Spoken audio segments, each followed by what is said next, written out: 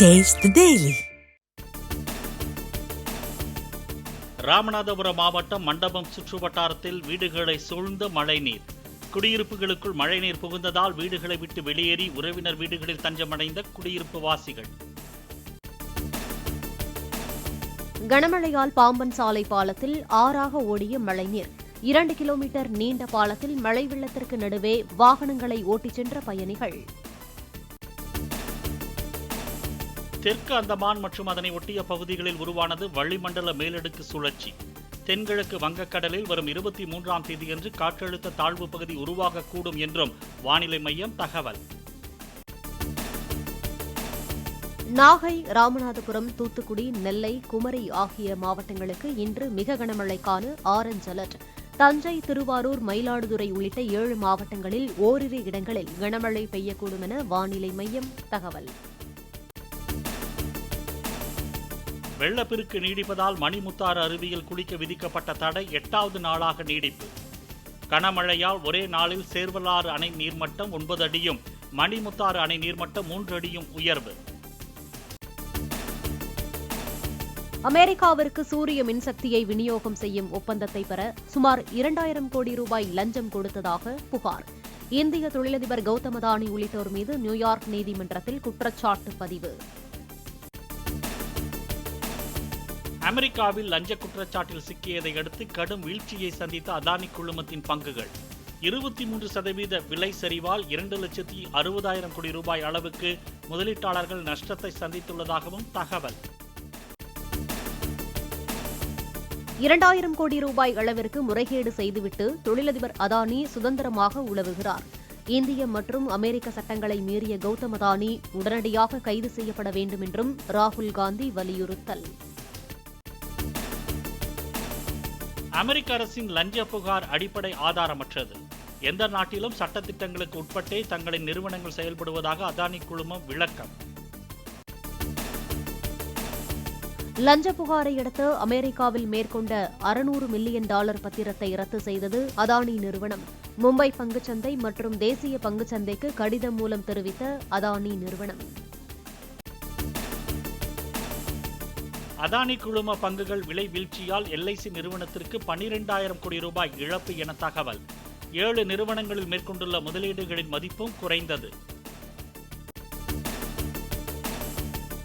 கோவில் நில ஆக்கிரமிப்பை மீட்கும் அதிகாரிகளை கடமை செய்ய விடாமல் தடுப்பது தமிழ்நாட்டில் சட்டம் செயல்பாட்டில் இல்லை என்பதை காட்டுகிறது. ஆக்கிரமிப்பாளர்கள் பலர் மிகவும் செல்வாக்கு மிக்கவர்களாக உள்ளதாக உயர்நீதிமன்ற மதுரை அமர்வு காட்டம். ஓசூரில் வழக்கறிஞர் கொடூரமாக தாக்கப்பட்ட சம்பவத்தை கண்டித்து தமிழ்நாட்டில் பல்வேறு இடங்களில் வழக்கறிஞர்கள் சங்கத்தினர் போராட்டம். உரிய பாதுகாப்பு வழங்க வேண்டும் என பதாகைகளை ஏந்தியபடி முழக்கம். தமிழ்நாடு மின்சார வாரியத்திற்கும் அதானி குழுமத்திற்கும் எந்தவித வணிக ரீதியான தொடர்புகளும் இல்லை என அமைச்சர் செந்தில் பாலாஜி பேட்டி. மத்திய மின்சாரத்துறை அமைப்பின் வழியாகவே 1500 மெகாவாட் மின்சார கொள்முதல் செய்வதற்கு மட்டுமே ஒப்பந்தம் செய்யப்பட்டதாக விளக்கம். Solar energy corporation of India limited நிறுவனத்தோடு தமிழ்நாடு மின்சார வாரியம் 1500 மெகாவாட் அளவிற்கு கொள்முதல் செய்வதற்காக 25 ஆண்டுகள் கொள்முதலுக்கு ஒப்பந்தம் செய்யப்பட்டிருக்கின்றன. எனவே அது மிக குறைந்த விலைக்கு ₹2.61 அளவிலே கொள்முதல் செய்வதற்கு ஒப்பந்தம் செய்யப்பட்டு அதுவும் solar energy corporation of India limited மத்திய எரிசக்தி துறையினுடைய ஒரு அங்கம், அதனுடைய நிறுவனம். அதில் தான் ஒப்பந்தம் செய்யப்பட்டிருக்கு. ஆனால் தமிழ்நாட்டை பொறுத்தவரை அதானி நிறுவனத்திற்கும் தமிழ்நாடு மின்சார வாரியத்திற்கும் எந்த விதமான நேரடி தொடர்பும் இல்லை. தமிழகத்தில் நிகழும் தனிப்பட்ட விவகாரங்கள் தொடர்பான கொலைகளுக்கும் சட்டம் ஒழுங்கிற்கும் தொடர்பில்லை. எதிர்க்கட்சித் தலைவர் எடப்பாடி பழனிசாமியின் குற்றச்சாட்டிற்கு திமுக அமைப்பு செயலாளர் RS பாரதி மறுப்பு.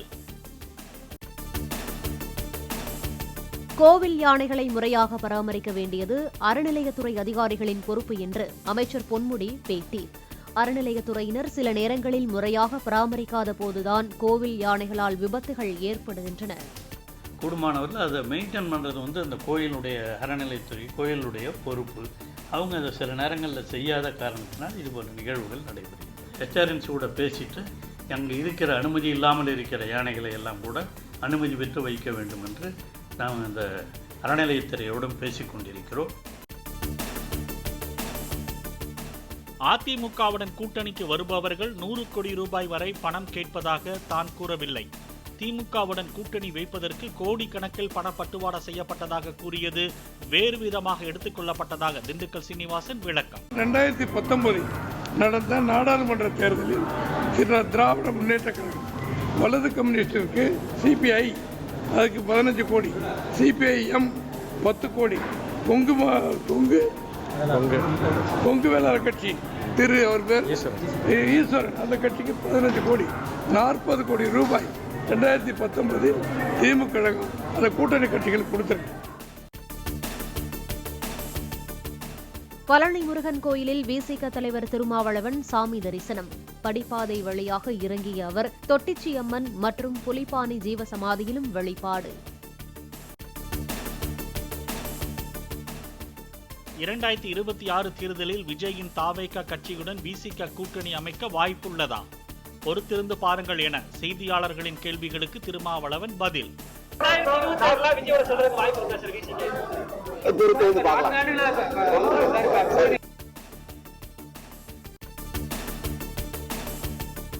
திரைப்படம் வெளியாகும் நாட்களில் ரசிகர்களின் விமர்சனத்தை கேட்க யூடியூப் சேனல்கள் திரையரங்க வளாகத்திற்குள் நுழைய தடையை மீறினால் போலீசில் புகார் அளிக்கப்படும் என தமிழ்நாடு திரையரங்க உரிமையாளர் சங்க தலைவர் திருப்பூர் சுப்பிரமணியம் திட்டவட்டம்.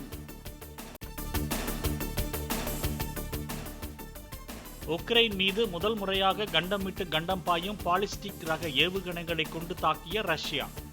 இரு நாடுகளுக்கிடையேயான போர் தொடங்கி 1000 நாட்கள் கடந்த நிலையில் அபாயகரமான ஏவுகணை தாக்குதல். சேர்ந்து வாழ விருப்பமில்லை என சென்னை குடும்ப நல நீதிமன்றத்தில் நடிகர் தனுஷ், ஐஸ்வர்யா ஜோடி உறுதி. விவாகரத்து பெறுவதில் இருவரும் உறுதியாக இருப்பதால் விவாகரத்து வழக்கில் வரும் 27ஆம் தேதி தீர்ப்பு.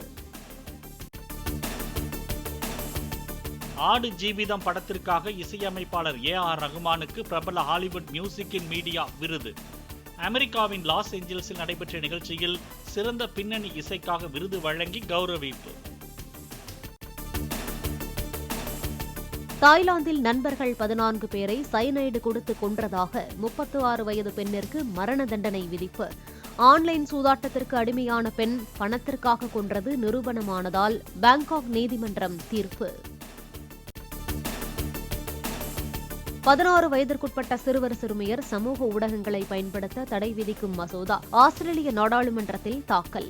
குழந்தைகளின் பாதுகாப்பு, மன ஆரோக்கியத்தை கருதி ஃபேஸ்புக், எக்ஸ், இன்ஸ்டாகிராம் போன்ற சமூக வலைதளங்களுக்கு கட்டுப்பாடு.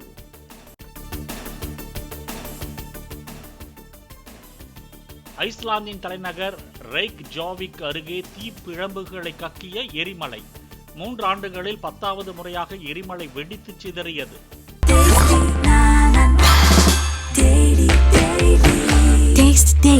Taste the Daily.